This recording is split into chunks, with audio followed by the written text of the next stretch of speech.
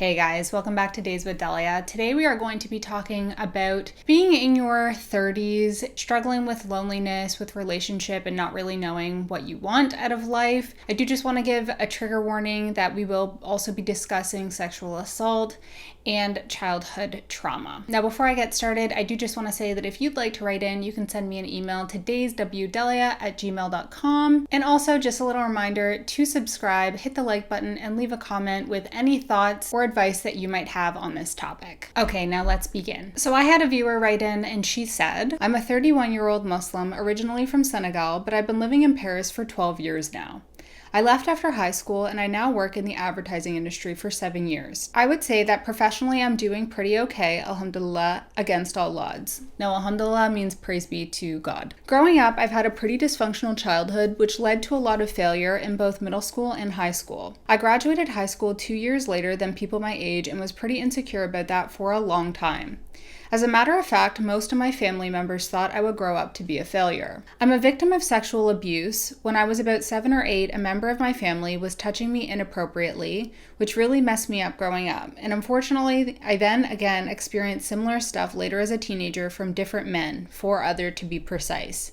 And then one time, I've also been raped, forced penetration by my ex at age 21. I have a heavy background that I tried to avoid because I learned at a young age that real society doesn't value stories like mine, and that sometimes even your family will downplay these atrocities to keep face and honor.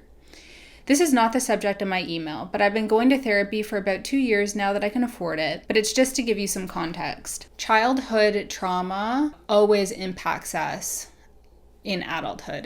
It pretty much always does, unless you would have had access to overwhelming support and therapy as a child, which most people haven't. She says, I've always felt like a true misfit back home. I felt unloved, silenced, not appreciated, like there wasn't any space for me there. So once I graduated high school, I asked my parents to let me go to France because I wanted to leave the country and be free. So I arrived at 19, severely broken without any awareness of it, with a ridiculous need to fit somewhere, and crushingly low self-esteem. I want to give you a hug. I started feeling free, but soon started to engage in several coping mechanisms that typically people that want to belong do. Smoking cigarettes because it looks cool, drinking alcohol, and stepping away from my faith, giving myself to the wrong dudes. Not to the point of excess or anything close to addiction or anything dramatic apart from cigarettes that I'm still stuck with, but taking into consideration my faith, I really gave up at some point and was too far gone to even pray. I was also introduced to new challenges of living alone, being a dark-skinned woman in the West, the microaggressions at work, the life of an immigrant, just so much. My early 20s were full of lessons, and thank God I found my way back and a way through. I would say I started my healing journey around 2018 when I hit rock bottom and started seriously thinking about unaliving myself. I took myself to therapy for the time I could afford it, then cleaned up my situation, transitioned from student to young exec, and the stability finally gave me a rest. Since then, I would say I'm trying to build myself up. I've had some other tough bumps in the road, but I'm surprisingly still standing. Fast forward to now, I would say that I cleaned up my life pretty nicely, thanks to God. I managed to build myself a nice little career that unfortunately no longer fulfills me. I go to therapy, finally have a nice little apartment that I'm so grateful for. My faith journey isn't perfect, but I'm holding on to my prayers and doing my best. But here's the thing I now realize at 31. It's how much I had to go through, which shaped me into a very avoidant, socially scared person. I've isolated myself so much from men, unnecessary friendships. I'm very mindful about people I open myself up to because I've been abused in many ways too many times. Now I feel somewhat safe, but I feel severely alone at times. I know God is a major relief in my reality, and most times I'm okay. I still function, I work, sometimes I go out with the few friends I have, but I want to share this life. I don't want my abusers to win and turn me into a scared, bitter woman who refuses love. But the society I'm in the dating scene, I don't even know how to meet any single good, fun, practicing Muslim man in this city that would be okay with my past and who I am. I've never used any dating app, and I have fear I have zero game to even pull that off. It can be scary at times, I'm not gonna lie. I fear to die alone. Being this isolated and alone can be very sad. No matter if you're sick, broke, happy, excited, sad, there is literally no one to share it with physically. And with age, we tend to see our friends a bit less. Everyone is slowly getting married or having kids or moving away. It's like I spent so much time trying to heal, I'm a bit lost as to what I can do now. How can I know if I've really healed if I don't share anything with anyone? I basically just work. I indulge in retail therapy more than I should, and every once in a blue moon I meet my friends, but genuinely there's an emptiness in my daily life that hurts me sometimes. Even though I'm super grateful because I've come a long way and Lord knows it could be so much worse. I strongly rely on faith to keep going, but sometimes I contemplate the future feeling a bit weary. We had a little bit of an exchange, and then she did come back with additional details. The gist of the additional details was that regarding past traumas and related mistakes with relationships with men, she says she forgives herself and really believes that God forgave her as well. With family, she said she forgives her mom and adults around her when she was younger that didn't show up when she needed them. She understands more than anyone that people sometimes make terrible choices because they didn't know better, and that all these hardships actually turned her into a very empathetic person, and that she likes that about herself. She said work-wise, although the advertising industry doesn't fulfill her soul, she's grateful to be able to earn that living, and she doesn't have the energy to change her career. And then in regards to living post-survival in general, she said she feels like she was in survival mode for so long that now when she thinks about her life, she actually doesn't know how to shape it. She doesn't know what she wants. She sees her friends going off and buying properties and stuff like that, and she just doesn't see herself doing that right now. She's not really sure what she wants for herself. So the first thing I just want to say is this woman should be so proud of herself for how far she's come. She so clearly reflects on her life to such a deep extent. She's so strong, so self-aware, and is clearly aspiring towards balance and fulfillment in life. It also seems like she really tends to look at the positives in life because she, in so many instances, says, this happened, and even though this happened, I'm still really grateful for this other thing, or I'm really grateful for what I learned or who I became as a result of it. And that is a really beautiful perspective to have. And for her to have experienced everything that she did and to get to where she is now, to get the help that she needs by herself, I respect that so much. And just like an applause for her. I just really, really respect all that she's done. It's also very interesting because I don't meet many people who like organize their thoughts and think of both sides a lot the same way that I do. So I see a lot of the ways that she expresses herself in the way that I think.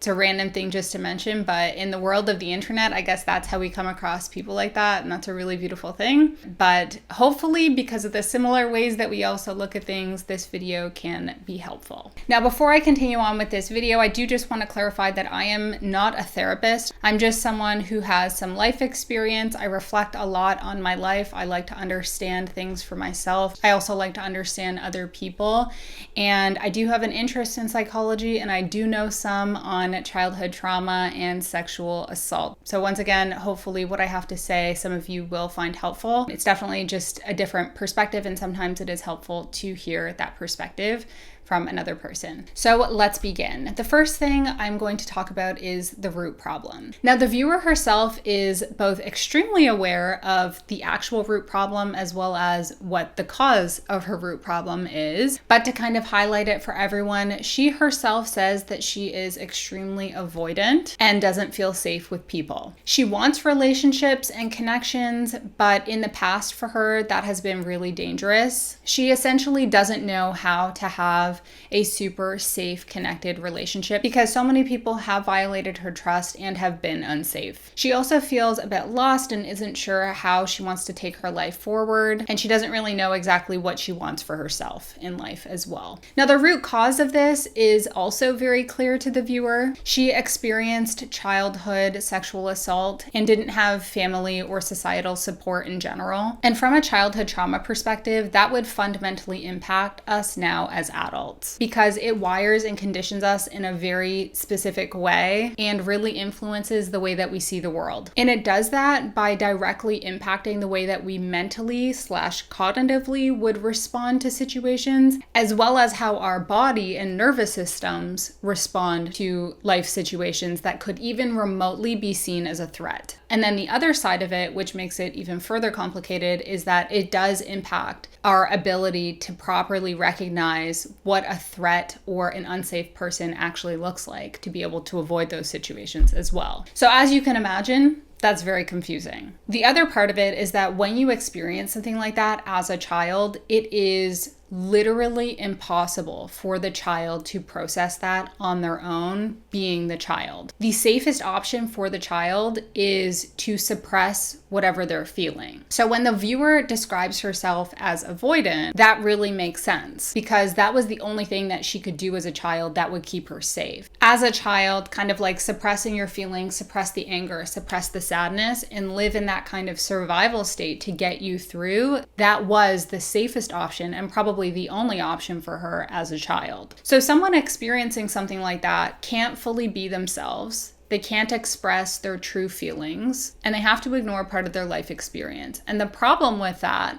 is that you can't just suppress things in a box. When you start to suppress yourself in one area, it bleeds into many areas. So it's very common for people who experience stuff like this to be avoidant and also to not really know what they want for themselves, or maybe even sometimes who they really are. So in addition to the avoidance and fear around people, I think it really does make sense that the viewer also has this question mark around what she really wants for herself. The priority for the viewer in her developmental years was not on self-exploration, and it instead had to be on survival. And it got her really far. It got her to get out of a dangerous situation, to leave the country, to get her education, to get her job, to have all these things that have been so good for her and that she values so much. Those survival skills served her. And now she clearly is recognizing there's a limit. Now it's not serving her in the same way, and there's something missing. And my goodness, this viewer is so self-aware. And this is why I love psychology. This is the perfect example, because it would be like, she even describes herself like when she came and she was like 19, she didn't realize how dysfunctional things really were for her. She didn't realize how much it affected her. And now for her to piece it all together in such a deeply understood way is the power of psychology, and it is very hard to do in a clearly understood way without some sort of psychoeducation or therapy. And the thing is, when you really clearly understand how everything maps together, that's how you can know what next step to take, and that's how you can figure out like, okay, like how do I actually heal this thing that's still not fully healed? And that's how you can identify things that you're still struggling with. I think it's very hard to heal something if you don't clearly know what's wrong. Okay, so next I want to talk about what she really wants. So there's a few things. She wants to not feel empty. She doesn't want to feel lonely. She wants to feel fulfillment and relationship and connection, and she wants to feel safe. And honestly, this woman is on the right path, because the fact that she knows all that stuff, that's a huge step. I think she wants to be trusting and open. She just doesn't know how to be that way yet. She also really wants to know herself better, to know what she even wants for herself, and to really figure out how she sees her future. Maybe also what gives her intrigue and what stimulates her. And lastly, she stated she does want to stay in her job for now because it does provide stability and safety. So how can she get all that she wants? And I do just want to mention one thing first, and this isn't really directed at her because she's actually taken a lot of these steps, but I think for anyone who has experienced anything similar, the first step is probably to find help so that you can properly understand how everything's connected and why you are the way that you are. It's such an important step, and the viewer has clearly done this. Now, despite this, it seems like she's still struggling with the avoidance and with the fear and not really knowing what to do. Now, she did also mention around her mom that she has forgiven her mom and family, essentially because they've tried their best and they didn't know how to do anything differently. Now, one of the things I've noticed in other people as well as in myself that I think might apply here is almost like this desire to forgive, accept, and move on. But I think sometimes there ends up being this step in processing that gets missed. So I would ask the viewer whether the people that contributed directly or indirectly to her childhood trauma experiences, whether she holds them accountable in her mind for either the actions that they did or the lack of protection that they offered. If she was prompted about the fact that these individuals in her family should have done certain things differently to protect her, is her first instinct to say, well, they kind of did all that they can do and I forgive them and I've just kind of made peace with it? Or is it to say, yes, first and foremost, I believe they could have done something differently. I believe they should have done something differently. It was their responsibility to protect me. They did not protect me.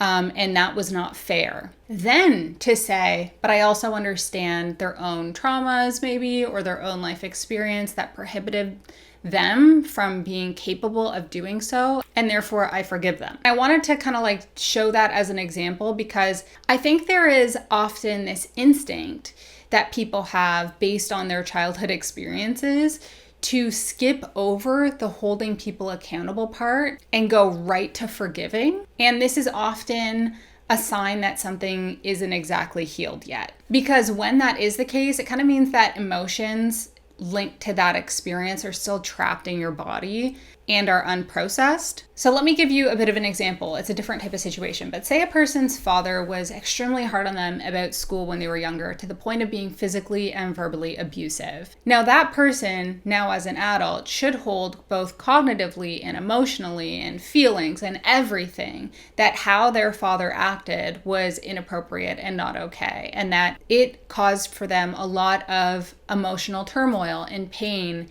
and sadness and impacted their self-worth and impacted how they even see themselves now as an adult. While acknowledging that, next they can add on, and I'm choosing to forgive them because I understand that, their past caused them to not be able to see how to properly act as a father in that situation. Now, both parents are responsible for protecting you. So say in that situation, it was the father that was physically and emotionally abusive, but the mother also didn't protect the child either. And with that, it is also important to, when that adult is now looking at their mother and their child experiences from when they were younger, to still hold, yes, my mother should have done X, Y, and Z, and it was her responsibility to protect me. And by not protecting me, there was something that was not being fulfilled, and it did really negatively impact me. And I understand that because of her past and her whatever experiences that she wasn't able to do that. So I forgive her. And the reason that I wanted to highlight this for both scenarios and kind of just to really emphasize the importance of this, because when we can't hold the correct person accountable, even in hindsight, we are basically saying to our child self that it's okay that the people who are responsible for protecting us didn't. And that is basically the child story that we tell ourselves when we actually are children. Kind of like we weren't protected because we don't deserve to be protected. But now as an adult, imagine it was actually your child or your niece and nephew with this happening to them. You'd probably act differently or reply differently or feel differently than the type of compassion you have towards yourself. And you as an adult would hold the correct person accountable. If you kind of flip the script, you can see how important it actually becomes. And I also just want to say, it's really hard to get to this understanding, like what I'm actually trying to get to. It's hard to make that flip in your understanding without a therapist prompting you. It's actually called like inner child work. And yeah, so I think like for me personally, when I was younger, I did experience some things, and I always believed and knew that it wasn't right. I knew it wasn't okay. I knew it was wrong. But I still grasped to this like, oh, like I want to just forgive and forget and it's fine. But I realized that so much healing comes from that truly knowing at your heart of hearts and in all your being. No, the first thing is that wasn't okay. It wasn't okay that that person did that. It wasn't okay that so-and-so didn't protect me if they were supposed to protect me. It wasn't okay that I wasn't being listened to. And you can still have that balance and still be very forgiving. It doesn't mean like, no, you did this and that's all you're harping on. And it also doesn't mean that you don't forgive them. I also just want to kind of mention something. I was talking about this with my sister around like why we have this inclination to just forgive and kind of forget or accept when it comes to our parents especially. And I think that there is something going on where it's often because we feel like if we hold them accountable in our minds, we will somehow lose the love that the relationship with them represented to us when we were children. Almost like that the love won't mean anything and it will put that love into jeopardy. But I can tell you, as someone who's like crossed that line several times in several different things, it's totally not the case. It just allows us to properly process the emotions and will ultimately allow us to act less out of fear and survival and more out of grounded connection, more towards a secure connection. So, if you feel like you have that inclination to bypass the holding accountable step, this might be something that a childhood trauma specialized therapist would be good for. It is called, like, that whole process, it is called inner child work. And while many therapists can do it, people who really focus in childhood trauma have this special passion about it, and they tend to be quite good at it. I also believe that so much of the healing pie comes from childhood trauma informed therapy. So if any of you do have a complicated past, a complicated childhood, and you're looking for, like, what kind of therapist should I get? Should I just hire anyone? I personally really strongly believe that a childhood trauma informed therapist is probably one of the better types of therapists to go to. Also, if you have had this type of complicated past, I think you should definitely read this one book. It's called Complex PTSD from Surviving to Thriving by Pete Walker. It is one of the best books out there. It actually can also help you to understand other people and other people's kind of traumas as well. But it's so helpful. It gives so many recommendations and couldn't recommend it enough. It's definitely a great read. Get it from your library. You can even read it for free, or I'll link it below. I'd just like to take a quick break to remind you that if you'd like to write in, you can send me an email to dayswdelia@gmail.com. Also, please don't forget to hit the subscribe button, hit the like button, and also if you have any words of wisdom for the viewer that you would like to share on this specific situation, please leave a comment down below. But anyway, back to the struggling with avoidance and fear and not really knowing what to do.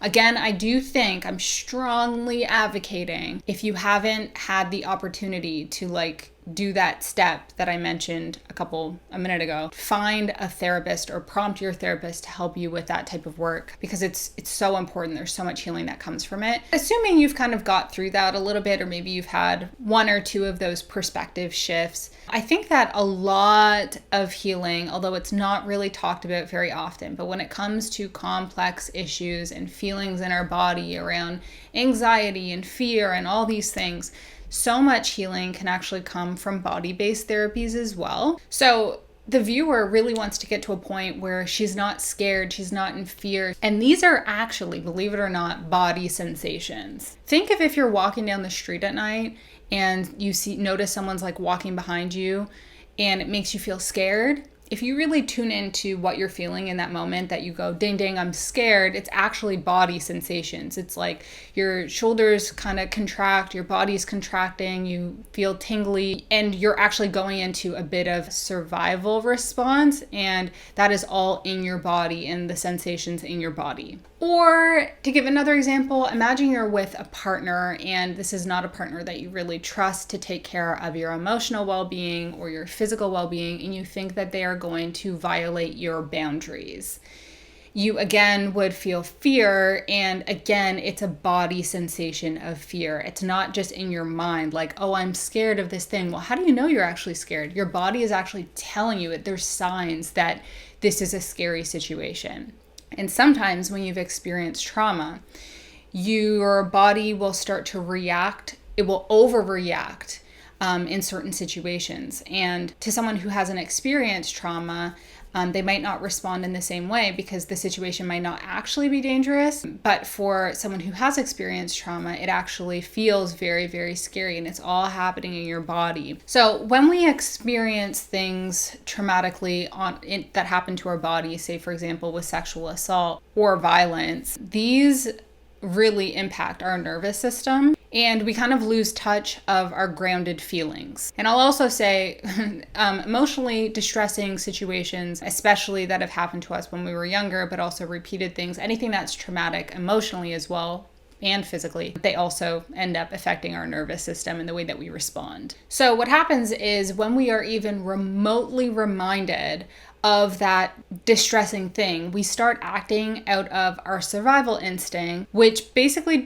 disables us from acting securely, and in some ways disables us from reinforcing our boundaries and expectations of another person. So basically, the next thing that I would recommend is probably a type of body-based therapy if you haven't done that before. Somatic experiencing therapy is so good. It basically makes you tune in to what's going on in your body kind of at all times, but especially during session. And so it makes you kind of grow your awareness to what's going on instead of suppressing it. And chances are for many, many, many people, especially people who have experienced traumatic things, but generally for anyone who struggles mentally, there is a lot of suppression going on in our body. So someone who is avoidant means you avoid, means you suppress. It means you're definitely suppressing your bodily sensations. And even for someone like me, I am not avoidant, but even I, before starting somatic, really had no idea what was going on in my body, and there is a lot going on all the time. I just wasn't paying attention to it, and I personally believe most people aren't. So basically how it works is from growing your awareness to what's going on in your body, you can kind of work through the traumatic experiences and the emotions that get kind of trapped and suppressed in your body, and through that you can get rid of them. And this whole practice kind of originates from that notion of your body, the healer, it can heal itself. And this kind of works in the animal kingdom, and it works with humans as well. It seems kind of out there, but it really does work. Now, I do know that therapy can be quite expensive. Somatic therapy is one of those therapies where you don't actually need to be a psychologist to be studied in it. So sometimes you can find therapists who are a little bit more affordable. There is actually a book by the individual who came up with somatic experiencing therapy, and it's called Waking the Tiger by Peter Levine, I believe. And so you could take a look at that if you wanted to kind of understand a little bit more before actually seeking out a therapist. But I have personally seen how much it can work, how much it can shift things for people.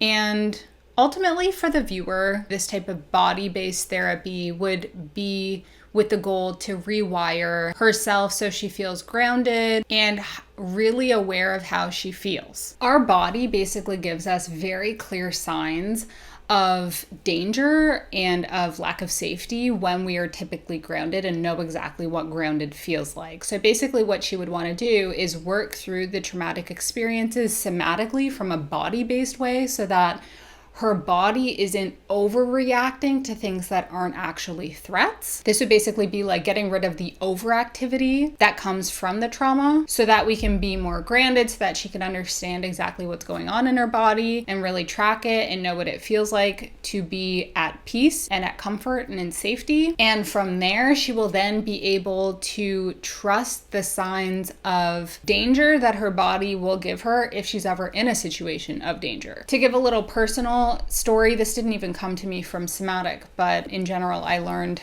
earlier on through looking at trauma, anxiety. For me personally, I'm not typically a very anxious person, but just growing my awareness to it. Anxiety to me was a very clear waving red flag that something unhealthy is going on and that I am enduring instead of setting a boundary or speaking up or advocating for myself. And when I would think of all the times I would feel a lot of anxiety, especially in family situations or relationship, they would all be red flags just screaming to be listen to me, do something about it. You don't just need to endure. So that's just a personal situation. I think that's what can happen. It's ultimately you learn to just trust oh, I'm getting a bad feeling.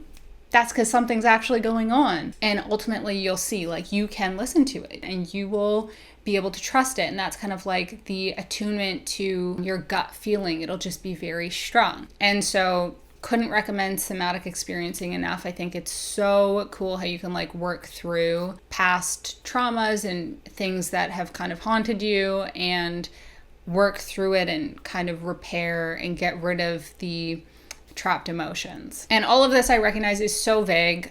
Honestly, 4 years ago, 3 years ago, if someone had been telling me about this stuff, I'd be I don't really follow what you're saying, because so much about what we know about the science of psychology is so intellectualized, and this is body-based, and so it's less common. But if you ever get into it, so good. Look it up, look at forums, read about it. It's great. There is another type of therapy I've heard of, and I've heard great things about it. It's called EMDR, and it basically combines rapid eye movement to be able to like reprocess past traumatic experiences. I've heard great things about that as well. I haven't personally done it, but that might be something else that you might look at if you have gotten far with other things and you find you're still struggling. Now, in terms of the viewer really figuring out what she wants for herself, it's okay for other people to take steps forward around you and for them to buy property or to get married or to have kids or whatever. So many people move forward in life and don't take the time to try and heal their issues, and you really wouldn't want to be them.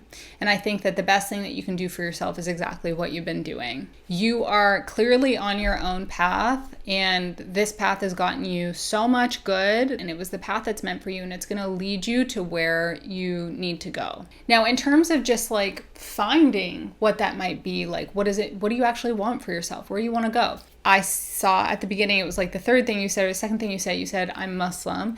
And I'm Muslim too. This might sound silly to say, but I never would have thought that I would be having this type of video talking to a Muslim sister, and so I love that so much. But I did also just want to say one of the things that I started doing, my husband and I actually do it together, and I never thought I would be the type to do this, but I'm so thankful that I am. But one of the things that I started doing was every day, or when we try to be every day, I will go to Quran.com and I will read just a couple ayahs of the Quran. I will also read the tafsir, 'cause you can access that all in that one website by ayah. So like I will read the background on it, and then I'll read the tafsir, and I will read it and reflect on my life. I'm reading it for learning, and I'm reading it to reflect, and it's not about quantity and volume.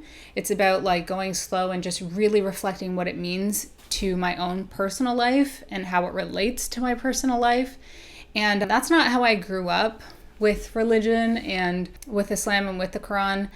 I was more so taught around volume. But I was actually watching some videos from Numan Ali Khan, who's basically like a teacher, and he was basically saying like, no, you should actually go and read yourself and like take it slow and reflect. That's kind of the whole point. You're supposed to reflect. And since then, I found it gave me a lot of peace with just like where things are in my life, and I feel like I have guidance. I have a guide, and no matter how it takes me in one way or another, I know it's going to be okay. And one of the things that really gave me a lot of peace was doing that act. So even if it's just one ayah a day, or 3 or 4 or 5, doesn't matter. Whatever you want to do. I never thought I would be the type to do that, but it brings me so much peace going slow, reading the tafsir, like the different explanations, and yeah, I love it. So just a little tip, you're a Muslim, I'm Muslim, feel like I can give that to you. Okay, so the viewer also mentioned that in the dating scene, she doesn't know how she would find like a fun, nice, good, practicing Muslim man, and I hear that, but she also said specifically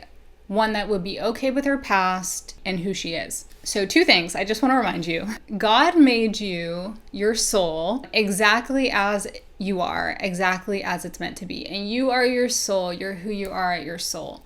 You're not just your body. And you're special and you have purpose. Now, the type of man that you'd want to be with, or that I'd want to be with, would be someone who is compassionate and empathetic and understands that things happen and sees you for who you are at your soul level and admires that, and doesn't just see you for your past experiences. Someone who is truly following and has an open heart and who is a good match for you will have all of those things. Now, I do sense a little bit of like self-worth stuff popping up. And I think that through continuous with therapy or even with body-based stuff, I think that that can help a lot.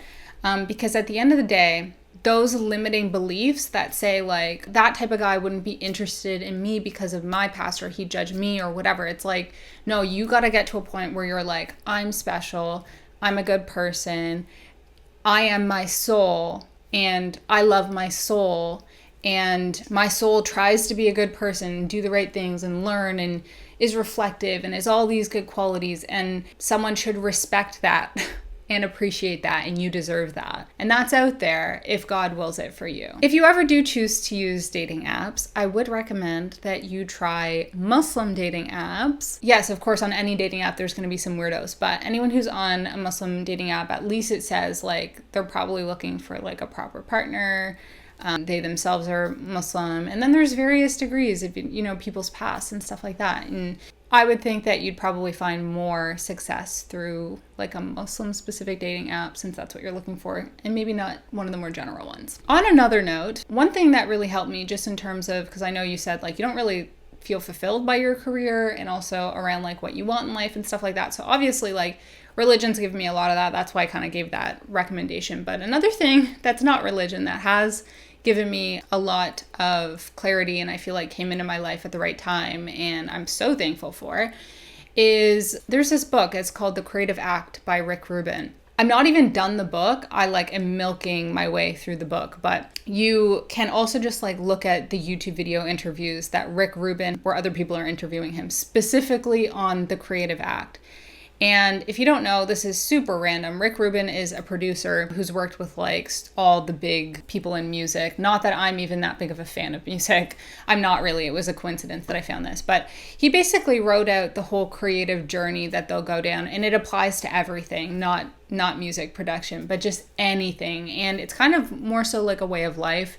And it integrates so much into my general belief system. And I think it is kind of influenced by that. I think Rick Rubin might be Christian, so there's, you'll get what I mean. If you're Muslim, you're Christian, you have some shared beliefs. Anyway, it applies to everyone. And if you are struggling with like what to do with work, where you want to go, what interests you, what will you find meaningful, give that a read, or just watch some of the interviews before even giving it a read. I love watching his interviews. They always inspire me in a way that makes me feel like I can do anything, and or I should look for signs for what I'm meant to do. So definitely recommend that, and I'll also link that down below. It's a great book in terms of reflection as well. It has actually genuinely helped me with what I want, not just with work, but also outside of work and with my life in general. He's the type of person I wish I had as a mentor, or as, I don't know, like an uncle or something like that, just like shedding that wisdom down on me. I do love the viewer's perspective on kind of looking to signals from God around when the time is right for different things, for work, etc. And I also share those same views and that same belief that things are orchestrated, and while we make our decisions, we can take steps forward, we can take actions. There are definitely signs that something is right for you, or that the time is right. Well, I know that was a lot, and my tips kind of span different topics because obviously the viewer did kind of go in a couple different directions, but I hope that you found this video helpful. If you'd like to write in with your situation, you can send me an email to dayswdelia@gmail.com. Also, don't forget to hit the subscribe button, hit the like button, and if you have any words of wisdom that you'd like to share with the viewer as well, please do leave a comment down below. Thanks so much for watching. Bye.